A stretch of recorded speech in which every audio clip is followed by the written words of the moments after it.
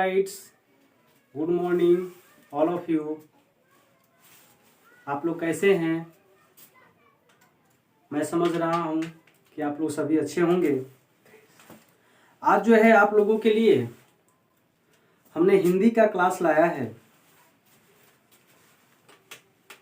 Exam board को देखते हुए हिंदी का क्लास भी अति इम्पोर्टेंट है, क्योंकि हर सब्जेक्ट जो है 100 नंबर का है, जिसमें आप जो है आज वस्तुनिष्ठ प्रश्नों को देखेंगे। प्रत्येक चैप्टर में से देखिए 2, 4, 5 क्वेश्चन वस्तुनिष्ठ के रूप में आ सकते हैं। जैसे कि सभी चैप्टर का आप लेखकों का नाम, सभी चैप्टर के लेखकों का नाम, उनकी डेट ऑफ बर्थ जन्म तिथि, उनके माता पिता का नाम, उनका शिक्षा, इन सभी को आप जो है कंप्लीट कर लीजिए, क्योंकि इन्हीं सब से आपको जो है लघु उत्तरीय प्रश्न किया जाएगा। ऑब्जेक्टिव टाइप के क्वेश्चन जो है ना, वस्तुनिष्ठ प्रश्न जो है इन्हीं सब से किया जाएगा, जिसमें सबसे पहले आपका पहला चैप्टर है श्रम विभाजन और जाति प्रथा। श्रम विभाजन और जाति प्रथा के लेखक जो है डॉक्टर भीमराव अंबेडकर जी है, जिनको मानव मुक्ति के पिरोधा कहा जाता है। तो इससे रिलेटेड आप विभिन्न प्रकार के क्वेश्चन को, वस्तुनिष्ठ प्रश्न को देखेंगे, जो कि आपके लिए जो है बहुत ही इंपॉर्टेंट होगा। नंबर 1 है, सबसे पहले हम एक क्वेश्चन को देखते हैं इन्हीं चैप्टर से, श्रम विभाजन और जाति प्रथा से। सबसे पहले ये देख लिया जाए कि श्रम विभाजन और जाति प्रथा जो है लेखक द्वारा, डॉक्टर भीमराव अंबेडकर द्वारा इस चैप्टर को लाने का उद्देश्य यह था कि हम जो है इसके माध्यम से सामाजिक कुरीतियों को कैसे दूर कर पा रहे हैं। इसी से रिलेटेड यह क्वेश्चन है। पहला नंबर क्वेश्चन आपको देखते हैं। पहला क्वेश्चन है कि मानव मुक्ति का पुरोधा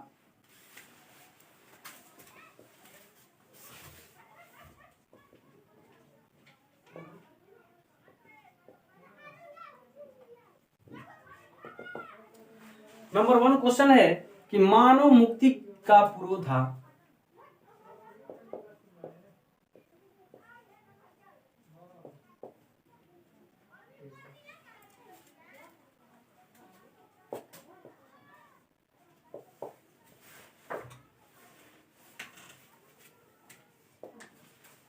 किसे कहा गया है?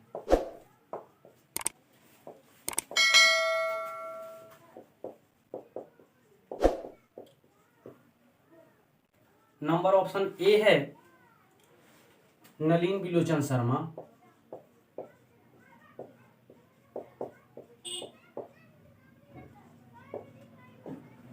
नंबर ऑप्शन बी है विद्यापति। नंबर सी है भीमराव अंबेडकर।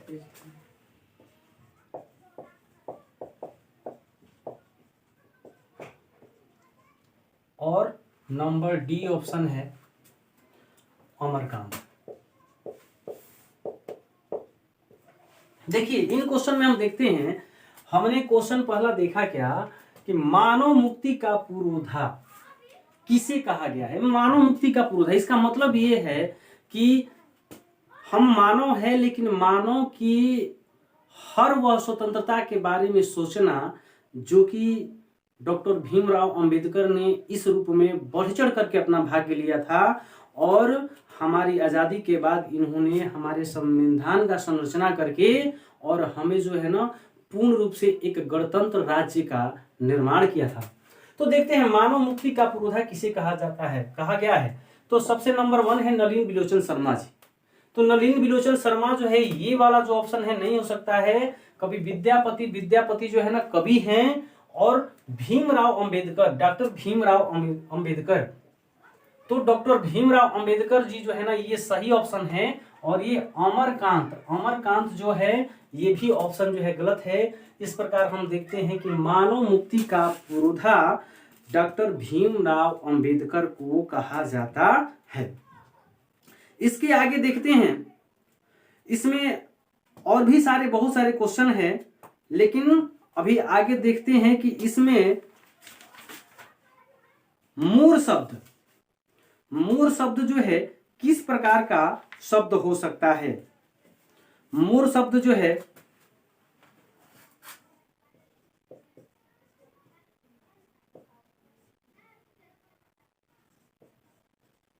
मूर शब्द किस प्रकार का शब्द है।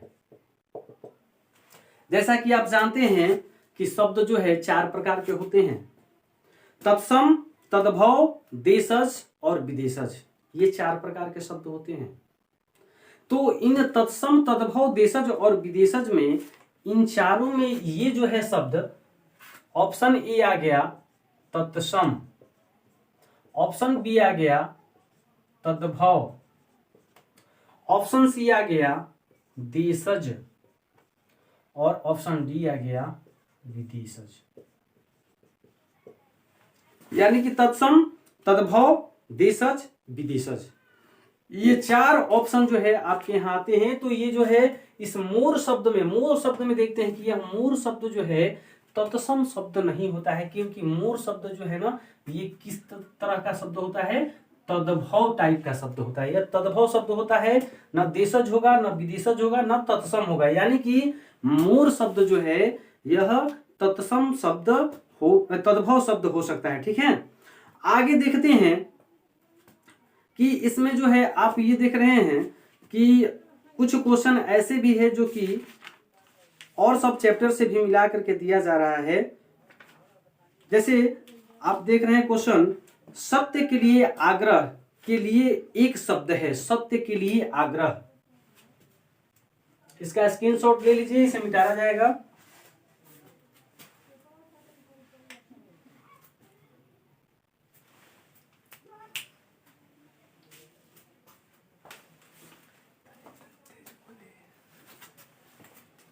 अब इसे मिटा दिया जा रहा है बाबू।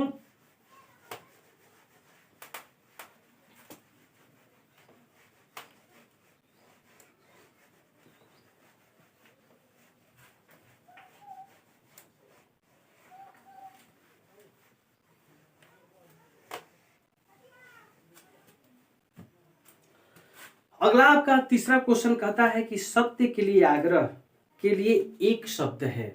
जैसे कि अनेक शब्दों के एक शब्द भी ऐसे भी करके आपके क्वेश्चन में आ सकता है कि सत्य के लिए आग्रह। तीसरा नंबर क्वेश्चन है, सत्य के लिए आग्रह के लिए, ये जो सत्य के लिए आग्रह के लिए एक शब्द है, इनके लिए के लिए एक शब्द है।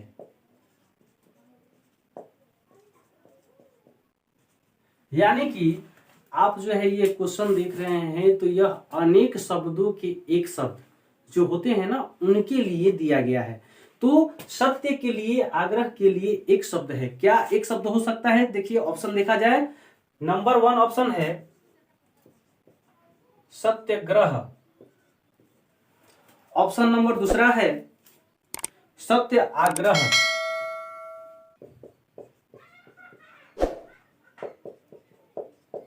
ऑप्शन नंबर 3 है सत्याग्रह और ऑप्शन नंबर डी है सत्या आग्रह।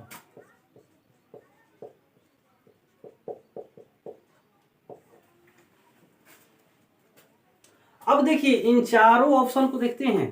इन चारों ऑप्शन में हम देख रहे हैं कि सत्य के लिए आग्रह, सत्य के लिए जो आग्रह किया जाता है, ऐसे अनेक शब्दों के लिए एक शब्द कौन सा इसमें सही और सटीक होगा? तो देखिए सत्याग्रह, ये शब्द जो है सत्याग्रह, ये जो शब्द है सही सटीक नहीं बैठ रहा है। सत्य है और ग्रह है, तो ये शब्द जो है ना सही मायने में सटीक नहीं हो रहा है। सत्य और आग्रह, तो ये भी शब्द जो है ना इसके साथ जो है सही सूट नहीं कर पा रहा है, सही नहीं बैठ पा रहा है। अब आगे देखते हैं सी नंबर, सी नंबर में ऑप्शन है सत्याग्रह, यानी कि सत्य के लिए आग्रह, सत्याग्रह यानी सत्य के लिए आग्रह। और ये सत्या आग्रह है, तो ये भी शब्द जो है ना सही नहीं बैठ रहा है, ना ये शब्द ना ये शब्द, यानी कि ऑप्शन नंबर सी सत्याग्रह जो है, इस सत्य के लिए आग्रह शब्द के लिए एक शब्द जो है सत्याग्रह सही शब्द हो सकता है। और इसके जो है ना सही जो है ऑप्शन है सत्याग्रह। अब आगे देखते हैं, अनुमति शब्द का पर्यायवाची निम्न में से कौन है? अनुमति शब्द का पर्यायवाची शब्द,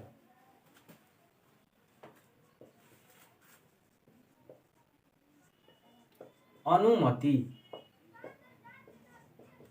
शब्द के लिए पर्यायवाची शब्द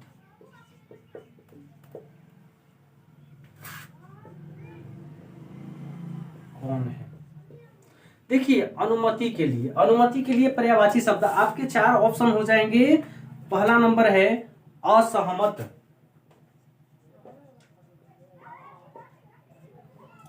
ऑप्शन नंबर बी है असहज,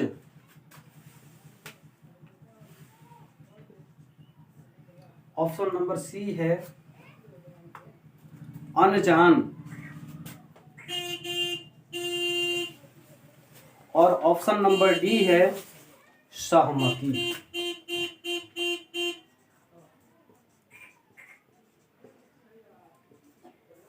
सहमति यानी कि इस तरह हम ये क्वेश्चन देख रहे हैं कि अनुमति शब्द के लिए पर्यायवाची शब्द कौन सा हो सकता है।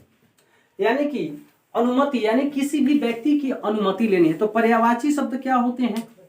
पर्यायवाची शब्द उस शब्द के पूरक होते हैं, उसी शब्द के अनुसार उनका अर्थ निकलता है, जो कि पर्यायवाची शब्द कहलाते हैं। तो देखिए, अनुमति शब्द के लिए पर्यायवाची शब्द इसमें देखते हैं असहमत, यानी कि किसी की अनुमति लेनी है, तो यदि असहमत इसका पर्यायवाची शब्द कहा जा रहा है तो ये जो है ना गलत है, क्योंकि असहमत शब्द का अर्थ होता है कि वह व्यक्ति उस चीज से सहमत नहीं है। दूसरा नंबर असहज, ये भी जो है ना सटीक शब्द नहीं है इसके लिए, क्योंकि असहज शब्द का अर्थ जो है ना दूसरा निकलता है अनजान, यानी कि जिसकी कोई जान पहचान नहीं हो। तो ये अनुमति शब्द के लिए अनजान शब्द भी पर्यायवाची शब्द सही नहीं हो सकता है। और लास्ट में देखते हैं सहमति, यानी कि किसी की अनुमति लेना, यानी कि उसकी सहमति प्राप्त करना। यदि कोई व्यक्ति अनुमति देता है, यानी कि उस बात से आप सहमत है, उसके अनुमति के अनुसार आप कर रहे हैं, आदेश के अनुसार कर रहे हैं, यानी कि अनुमति शब्द के लिए पर्यायवाची शब्द सटीक जो है ना सहमति होगा। ये अनुमति, असहज और अनजान शब्द नहीं हो सकता है। आप इसका स्क्रीनशॉट ले लीजिए, फिर इसे मिटाया जाएगा।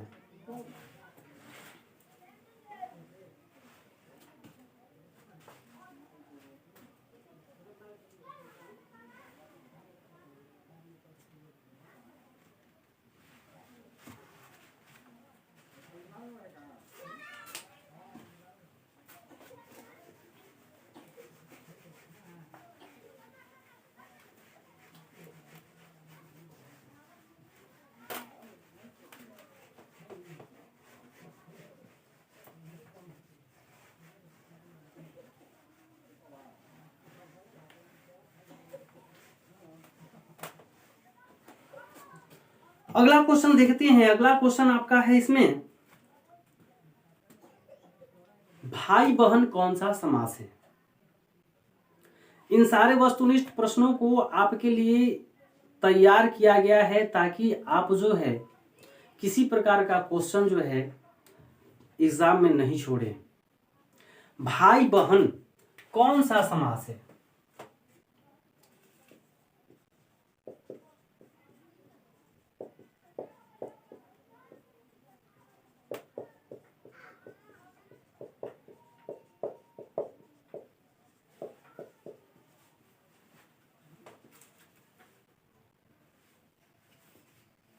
नंबर 1 ऑप्शन है द्वंद्व समास, नंबर ऑप्शन बी है तत्पुरुष समास, नंबर ऑप्शन सी है द्विगु समास, और नंबर ऑप्शन डी है कर्मधारय समास। तो हम देखते हैं कि भाई बहन कौन सा समास है। ये देखिए, ये जितने भी आपके क्वेश्चन कराए जा रहे हैं ये सब आपके एग्जाम के अकॉर्डिंग तैयारी कराया जा रहा है। आप जो है इन सारे क्वेश्चन को इंपॉर्टेंट रूप में लेकर के और इसका टोटल तैयारी कीजिए। देखिए इसमें हम देख रहे हैं कि भाई बहन कौन सा समास, क्योंकि पिछले वीडियोज में हमने आपको समास के बारे में ढंग से बता दिया था। तो यदि आप उस वीडियो को देखे होंगे तो वो वीडियो जो है समास को पूरा पूरा परफेक्ट क्लियर कर दिया था। अब इस ऑप्शन में हम देख रहे हैं कि भाई बहन कौन सा समास है। तो देखिए भाई बहन सबसे नंबर 1 द्वंद्व समास है। तो द्वंद्व समास की क्या पहचान है, तत्पुरुष की क्या पहचान है, द्विगु की क्या पहचान है, कर्मधारय की क्या पहचान है, इन सभी का पहचान सबसे पहले इनको क्लियर करना पड़ेगा कि द्वंद्व समास कैसे पहचानेंगे कि ये शब्द जो है द्वंद्व है या तत्पुरुष है या द्विगु है या फिर कर्मधारय है। तो इसमें हम देखते हैं कि सबसे नंबर 1 है, ऑप्शन नंबर 1 है द्वंद्व समास। तो द्वंद्व समास का क्या पहचान होता था? सबसे पहले हमने बताया था कि बीच में जो और शब्द छिपा रहता है या फिर योजक चिन्ह लगा रहता है, जो कि इस रूप में आप देख रहे हैं, इसको देख रहे हैं, तो ये योजक चिन्ह कहलाता है और इसका अर्थ निकलता है और, यानी कि भाई और बहन, यानी इस शब्द का पूरा अर्थ निकल जाएगा भाई और बहन। यानी कि द्वंद्व समास में हम देखते हैं कि और शब्द का छुपाव होता है, तो इसलिए भाई बहन जो है द्वंद्व समास हो सकता है। इसमें तत्पुरुष, द्विगु और कर्मधारय समास नहीं हो सकते हैं। इसलिए भाई और बहन, भाई बहन का ये जो जितने भी समास होगा ये द्वंद्व समास के अंतर्गत आएगा। इसी के अनुसार बहुत सारे जो शब्द मिलेंगे, जैसे कि राधा कृष्ण मिलेगा, सीताराम मिलेगा, दंपति मिलेगा। दंपति शब्द का अर्थ हो जाता है पति और पत्नी। यानी कि देखिए दंपति शब्द एक ऐसा है जो कि आपको मिस कर जाते हैं आप लोग। बहुत बार जो है ना ऐसा एग्जाम में पूछता है, लेकिन लोग मिस कर जाते हैं। इस क्वेश्चन को भी देख लिया जाए। दंपति कौन सा समास है?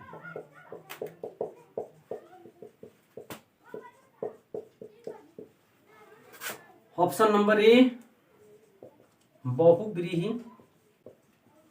बी कर्मधारय, सी द्विगु और डी द्वंद्व। तो देखिए हम क्या देखते हैं, दंपति। दंपति कौन सा समास है? कुछ कुछ ऐसे शब्द मिलते हैं जिसको जब तक आप विग्रह नहीं करते हैं तब तक आप उसका सही समास पता नहीं लगा सकते। यानी कि दंपति शब्द जो है, दंपति शब्द का वास्तव में अर्थ होता है जया च पति च, यानी कि पति और पत्नी दोनों जब साथ में होते हैं। वैसे आप पूजा पाठ या फिर किसी अन्य महोत्सव के अवसर पर जब पति पत्नी साथ में जो है पूजा पाठ पर बैठते हैं तो जो पुरोहित होते हैं वो हमेशा कहते हैं कि आपका दाम्पत्य जीवन सुखी हो। यानी दाम्पत्य जीवन का, दाम्पत्य का अर्थ ही होता है पति और पत्नी। तो दाम्पत्य का अर्थ हुआ पति और पत्नी, और यहाँ पे वही शब्द जो है ना आपको लाया जा रहा है कि दंपति कौन सा समास है। तो दंपति शब्द का जब हम अर्थ समझ लिए कि पति और पत्नी होगा, तो हम जो है ना निश्चिंत हो जाते हैं कि जिस दो शब्द के बीच में और शब्द आ गया तो वह जो है द्वंद्व समास हो सकता है। यानी कि इन सारे ऑप्शन में बहुव्रीहि, कर्मधारय, द्वंद्व समास ये सही है और द्विगु समास, यानी कि बहुव्रीहि, कर्मधारय और द्विगु गलत हो जाएगा, द्वंद्व समास जो है ना सही होगा। इस प्रकार से समास को, संधि को और ये जितने भी सारे वस्तुनिष्ठ प्रश्न कराए जा रहे हैं उनको विशेष रूप से आप देखिए, ध्यान दीजिए। इसका स्क्रीनशॉट ले लीजिए, इसे मिटाया जाएगा।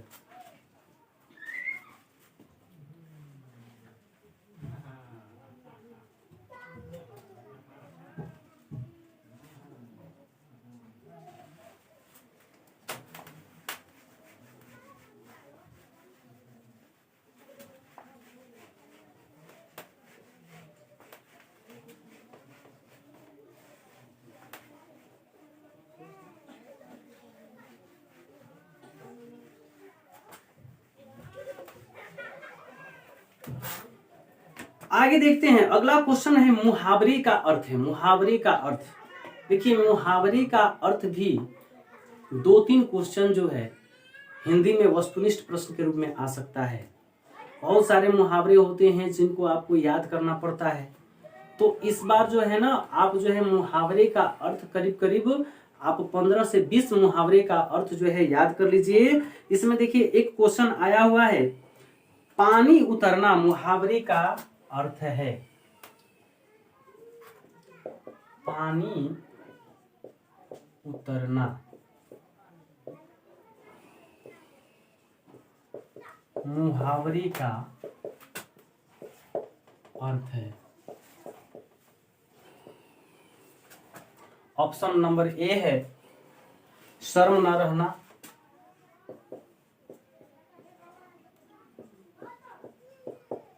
ऑप्शन नंबर बी है पराजित होना,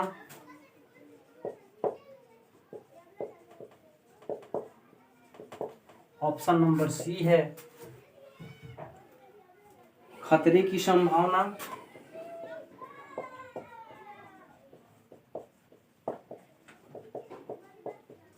और ऑप्शन नंबर डी है मुसीबत टालना।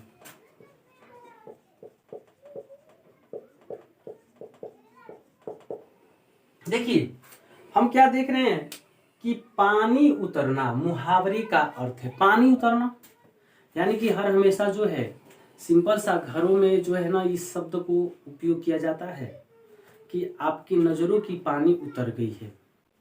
यानी पानी उतरना यानी कहने का तात्पर्य ये है कि इस शब्द का वास्तविक अर्थ जो है ये क्या निकलेगा, इसके बारे में थोड़ा ध्यान देना है। पहला नंबर है शर्म न रहना, दूसरा नंबर है पराजित होना।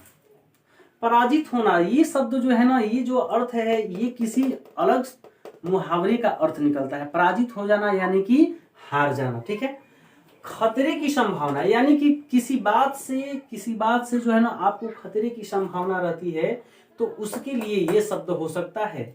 आगे है मुसीबत टलना, यानी कि पानी उतरना शब्द का वास्तविक अर्थ जो है शर्म न रहना हो सकता है, क्योंकि ये पराजित होना, खतरे की संभावना और मुसीबत टालना, ये तीन जो ऑप्शन है, ये 3 ऑप्शन इसके जो है ना सही नहीं हो सकते हैं, क्योंकि पानी उतरना मुहावरे का अर्थ जो है शर्म न रहना, यही वास्तविक इसका अर्थ निकलता है।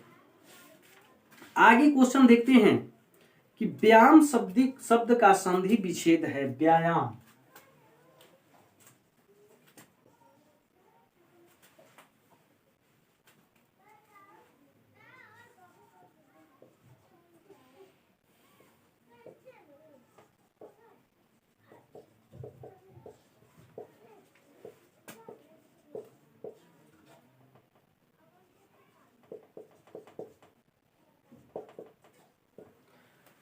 व्यायाम शब्द का संधि विच्छेद क्या होगा। देखिए ऑप्शन नंबर ए देखिए वी प्लस आयाम,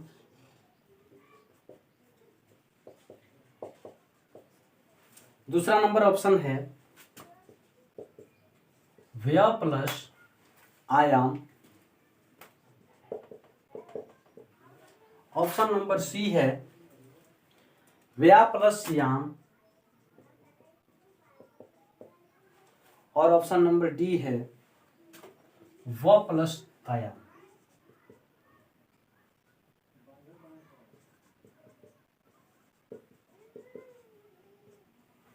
यानी कि व्यायाम शब्द का संधि विच्छेद सही क्या होगा। तो व्यायाम शब्द जो है, व्यायाम शब्द का संधि विच्छेद हम देखते हैं कि इसका संधि टूटता कैसे है।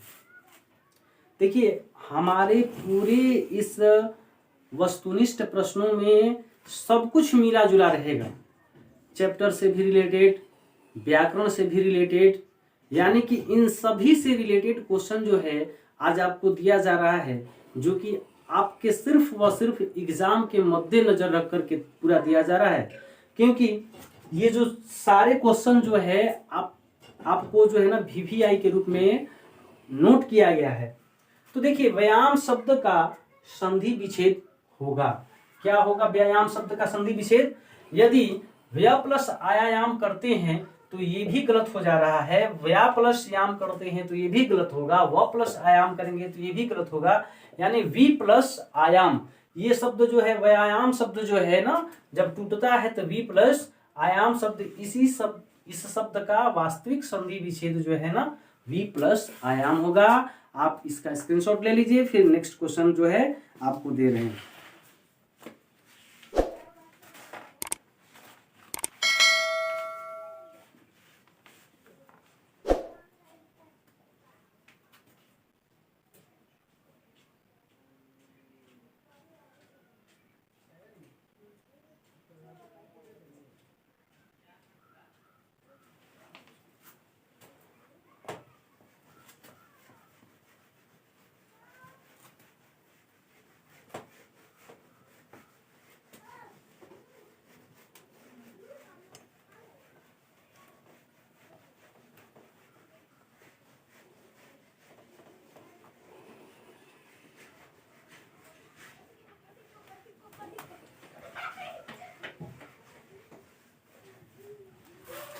आगे देखिए अगला क्वेश्चन है कि नवग्रह शब्द किस समास का उदाहरण है? नवग्रह,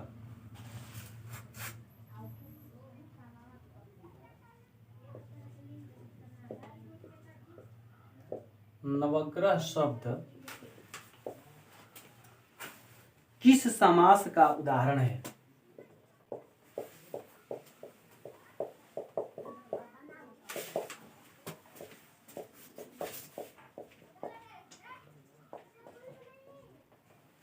इसमें ऑप्शन नंबर 1 लेते हैं, द्विगु समास। ऑप्शन नंबर बी है अव्ययी भाव।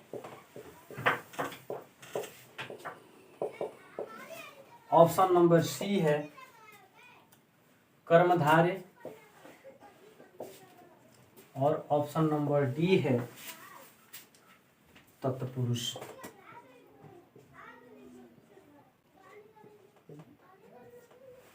देखिए शब्द क्या कह रहा है? नवग्रह। नवग्रह शब्द जो है किस प्रकार का समास हो सकता है? तो हम देख रहे हैं नवग्रह शब्द का यदि हम अर्थ निकाल लेंगे तो हमें समझ में आ जाएगा कि नवग्रह शब्द का वास्तविक अर्थ क्या होगा और इसमें जो है ना कौन सा यह समास हो सकता है। तो नवग्रह शब्द का यदि हम विग्रह करते हैं, इसको तोड़ते हैं, इसका अर्थ निकालते हैं, तो नव का मतलब होता है नौ और ग्रह का मतलब होता है ग्रह। यानी कि हमारे जो है पृथ्वी पर कितने, हमारे जो है सौरमंडल में कितने ग्रह है? 9 ग्रह है। तो नौ ग्रह को ही नवग्रह कहा जाता है। यानी कि इसका जो पहला पार्ट है, सबसे पहला पद जो है वह कौन सा शब्द है बाबू? संख्यावाची। यानी कि संख्यावाची है। तो हमने समास में क्या देखा था कि संख्यावाची जो शब्द होते हैं वे कौन से समास कहलाते हैं? द्विगु समास कहलाते हैं। तो संख्यावाची शब्द द्विगु समास होता है। यानी कि इसमें हम ऑप्शन देख रहे हैं तो ऑप्शन नंबर ए जो है द्विगु समास है। यानी कि नवग्रह जो है ना द्विगु समास सही है। अव्ययी भाव, कर्मधारय और तत्पुरुष ये जो है नहीं हो सकते हैं। यानी कि नवग्रह जो है द्विगु समास सही शब्द हो सकता है। इसके आगे देखते हैं, अगला क्वेश्चन देखते हैं, विशेषण के भेद कितने होते हैं? अगला क्वेश्चन जो है हम देख रहे हैं, यह आपके लिए अंतिम क्वेश्चन होगा और यह क्वेश्चन है विशेषण के भेद होते हैं। विशेषण के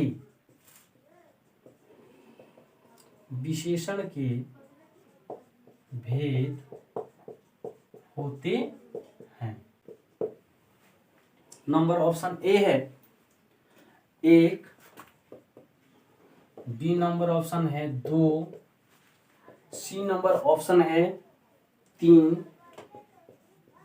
और डी नंबर ऑप्शन है 4। यानी कि विशेषण के कितने भेद होते हैं? तो हम लोग जानते हैं कि विशेषण जो है, विशेषण शब्द, विशेषण किसे कहते हैं?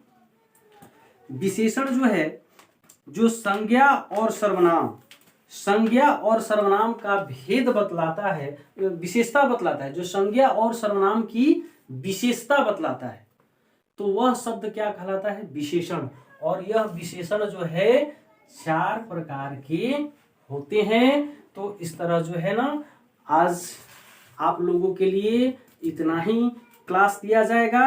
अगले क्लास में और भी सारे क्वेश्चन करवाए जाएंगे, प्रश्न करवाए जाएंगे।